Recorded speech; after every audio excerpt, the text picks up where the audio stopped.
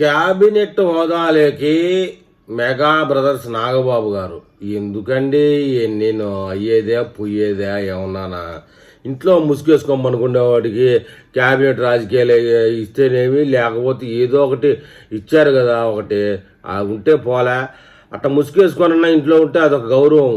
అనవసరమైన విషయాలు ఏలు పెట్టడము కాల్చుకోవడం అబ్బా కాలింది అనడం. మొన్న జుల్లా అనసూయ శివాజీ విషయంలో అంతటితో ఆగిపోయే విషయాన్ని మళ్ళీ పెట్రోల్ పోసి తగలబెట్టినట్టు చేస్తూ ఉంటాడు. సరే మొత్తానికి ఎట్టయితే ఉన్నది ఏపీలో శరవేగంగా రాజకీయాలు మారుతాయంట. కూటమి అధికారంలోకి వచ్చి 20 నెలలు అవుతా ఉంటే రాజకీయంగా పట్టు బిగించాలని వైఎస్ఆర్ కాంగ్రెస్ పార్టీ భావిస్తూ ఉంటే ఆ పార్టీకి ఎంత మాత్రం అవకాశం ఇవ్వకూడదని CM Chandrababu deputy CM Pawan Kalyan భావిస్తున్నారంట. వాళ్ళిద్దరూ ఏమీ భావించలే, ఆ వార్త రాసినోడు భావిస్తున్నాడు ఏదో ఒకటి కవిత్వం చేయాలి కాబట్టి. అయితే పాలనాపరంగా చంద్రబాబు బిజీగా ఉండడం, కూటమికి రాజకీయ రక్షణగా పవన్ కళ్యాణ్ ఉండాలంట.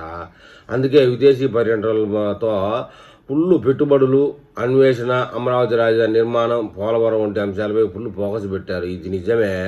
అయితే మన పవన్ కళ్యాణ్ తనకు గ్రామీణ శాఖతో పాటు రాజకీయ అంశాలకు పరిమితం అవుతూ ఉన్నారు. ఇది నిజమే. ఇటువంటి తరుణంలో పవన్ కళ్యాణ్ ఢిల్లీ పర్యటన కొనసాగుతుండడం అనేక రకాల చర్చ నడుస్తూ ఉంది.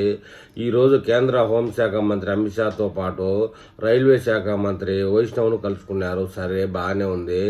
పవన్ రాష్ట్రంలో పెండింగ్ ప్రాజెక్టులు పూర్తి చేయడం కోసం కూటమి పరంగా రాజకీయ అంశాలను కీలకమైన చర్చ చేస్తుండడం సంతోషం. ఇవన్నీ పనులు సవ్యంగా జరగాలంటే మన నాగబాబు గారు దూరంగా ఉండడం మంచిదని నా అభిప్రాయం.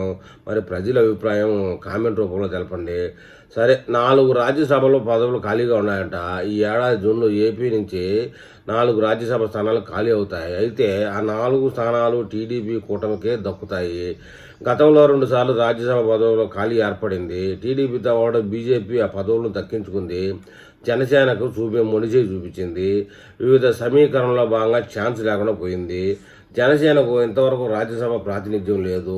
ఈసారి రాజ్యసభ సీటుతో పాటు కేంద్ర మంత్రివర్గంలో స్థానం దక్కించుకోవాలని పవన్ భావిస్తున్నారు. మంచి ఆలోచనే.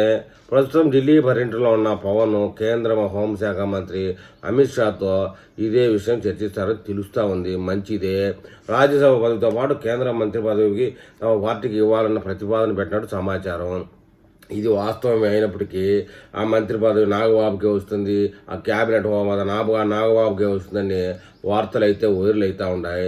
ఇప్పటికే జనసేనకి 2 లోక్సభ సభ్యులు ఉన్నారు. మచిలీపట్నం నుండి వల్లభనేని బాలశౌరి కేంద్ర క్యాబినెట్లో జనసేనకు అవకాశం ఇస్తే కనుక ఆ పేరు పరిశీలించే అవకాశం ఉంది. అయితే మెగా బ్రదర్ నాగబాబు కేంద్ర రాజకీయాలంటే రాజ్యసభ ద్వారా పెద్దల సభలు అడుగుపెట్టాలని ఆలోచన ఉండేదంట. ఆ ఛాన్స్ రాకపోయేసరికి సీఎం చంద్రబాబు గత ఏడాది నాగబాబును రాష్ట్ర మంత్రి వర్గంలోకి తీసుకుంటామని ప్రకటించారట. అయితే ఎమ్మెల్సీ అయ్యారు కానీ ఏడాది అవుతున్నా మంత్రివర్గంలోకి తీసుకోలేదు. అయితే ఇప్పుడు జనసేనకు రాజ్యసభ పదవి ఇచ్చి కేంద్ర క్యాబినెట్లో ఛాన్స్ ఇస్తే నాగబాబునే తీసుకుంటారు అని ప్రచారం నడుస్తూ ఉంది. ఏది ఏమైనా నాగబాబు ఎంట్రీ పవన్ కళ్యాణ్కు కలిసి వస్తుందో మరి మెలి తిరుగుతుందో మన ప్రజలే కామెంట్ చేయాలి.